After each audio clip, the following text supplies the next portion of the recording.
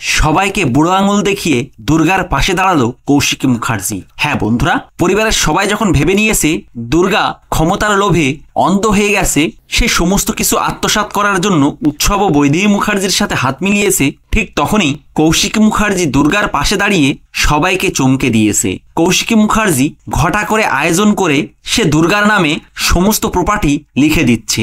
আর এই সবটা দেখে স্বয়ম্ভু জগদ্ধাত্রী রাজনাথ মুখার্জি সহ সবাই কৌশিকী মুখার্জিকে বাধা দেওয়ার চেষ্টা করে, কিন্তু কৌশিকী মুখার্জি তার সিদ্ধান্তে অটল থেকে কারো কথায় পাত্তা না দিয়ে দুর্গার নামে সমস্ত কিছু লিখে দেয়। কিন্তু কেউ বুঝতেও পারলো না যে কৌশিকী মুখার্জি দুর্গাকে এত ভরসা কেন করছে।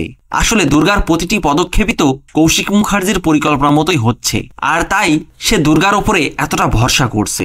তো বন্ধুরা, দুর্গা পারবে তো কৌশিকী মুখার্জির সম্মান রাখতে, উৎসব ও বৈদেহী মুখার্জিকে আচ্ছা মতো শায়েস্তা করতে? কমেন্ট করে জানিয়ে দিন আপনাদের মতামত। ভিডিওটি ভালো লাগলে লাইক, শেয়ার ও সাবস্ক্রাইব করে সাথে থাকুন।